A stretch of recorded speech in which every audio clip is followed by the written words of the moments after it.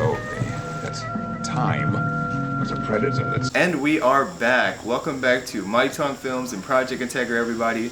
Today, I'm going to show you how to buy a project car on Craigslist for the first time. So first things first, obviously, you're going to need a job and you're going to need to save up some money. If you don't have a job and you're thinking about buying a car, well, I hate to break it to you, but you should probably get your priorities straight. And then you can establish a budget. Now this budget can range anywhere from $1,000 to $1,500 like me, or you can do $500 to $1,000, $5,000 to $10,000. It depends on how much you want to spend on the car alone. Also, if you have to go over that budget when it comes time to look at the car, that's okay. I did the same thing. You're probably going to have to do the same as well. Just note that you want to set a budget where you could start to look for cars around that'll work for you. So now that you saved up some money, you have a job, you already know what you're looking for, now you got to determine what you want to do to the car. Do you want to make it a show car? Do you want to make it a drag car? Do you want to make it a track car like me? Do you want to make just a clean daily car? Or do you just want a car that'll get you from point A to point B? Now if you want a car just to go from point A to point B, then you shouldn't buy a project car, because everybody knows project cars need work, and if you buy a car that needs work, it is not going to get you from point A to point B no time soon. Next I want to say, buy cars that are in your limit range. What I mean by that is, don't buy a car that has no engine, no suspension if you don't know how to do any of that work, because it's going to cost you a lot more in the long run. The reason why I said this is because I did it myself and I ended up selling the car because, well, I don't know how to put an engine in a car yet. So there's no reason for me to have that type of car. So buy what you know how to work on, then move from there. Next I want to say, be patient. It's going to take you several months to determine what car you want to get. Don't buy a car on the first day once you save up all your money. Don't buy it the next day or the next day or the next day. Don't wait a month. It's going to take you a lot longer to get that right car. And the reason why I say this is because if you rush and buy the car, you're going to end up making a mistake. It's going to be a piece of crap. It's going to be a lemon, and it's not going to be what you thought it was. It's going to have a lot of problems, and it's going to cost you a lot of money. So just take your time with this. It's going to take you a long time to buy a project car, especially one that you know how to work on. That way you won't have any problems in the future. Alright, so now you know your plans, right? You established a budget, you have money.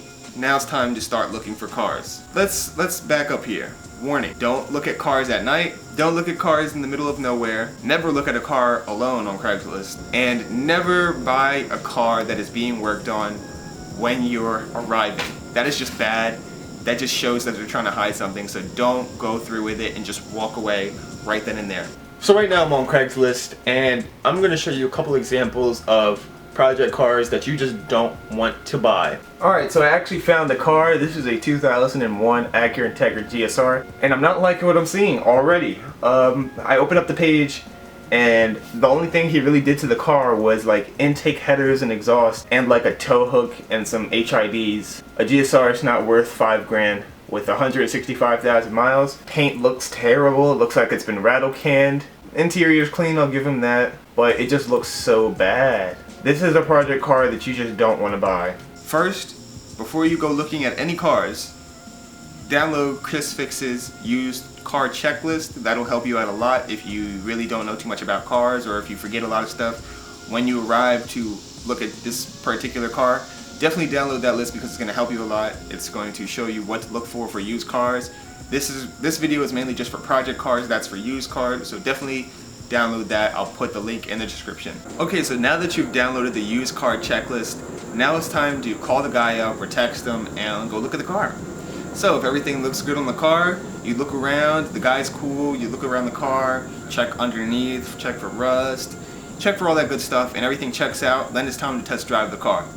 So here's where the fun part comes in, and here's where I like to have the most fun, and basically here is where you're going to drive the car to its maximum potential.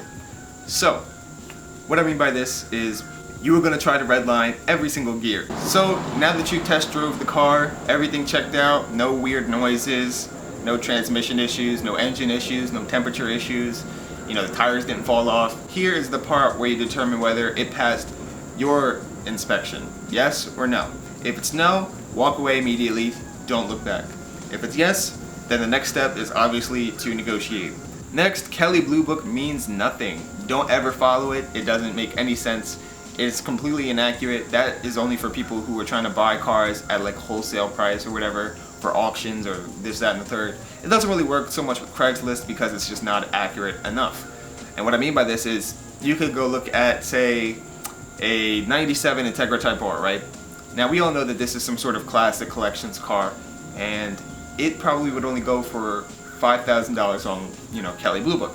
But if you go look anywhere, and I mean anywhere, that Integra will cost you at least $10,000. Why? Because it's rated hard to find, and those factors just don't play into the Kelley Blue Book value determination, whatever thing it is. That stuff doesn't mean anything. It just says this car is this old, it has this amount of miles, it's in this color, this is how much it's going to be worth. Never go by Kelley Blue Book, it makes no sense. Now before you buy the car, after you test drove it, you may want to take it to a mechanic just to have a better, closer look at it. If the guy doesn't want you going to the mechanic for whatever reason, walk away right there, because he's trying to hide something and he's trying to get over on you.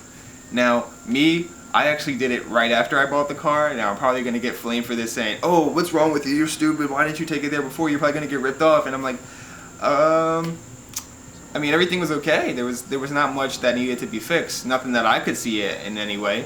So definitely take it to the mechanic if you have to. If you're not sure, if you never bought a car before, definitely take it there to have them take a closer look at it, because you will get ripped off if you don't. So, after the mechanic checks out the car, everything looks good. Congratulations, you just bought your first project car. If you want to see a sequel to this on the first things to do to your project car, click that like button down below, and I will see you guys in the next one.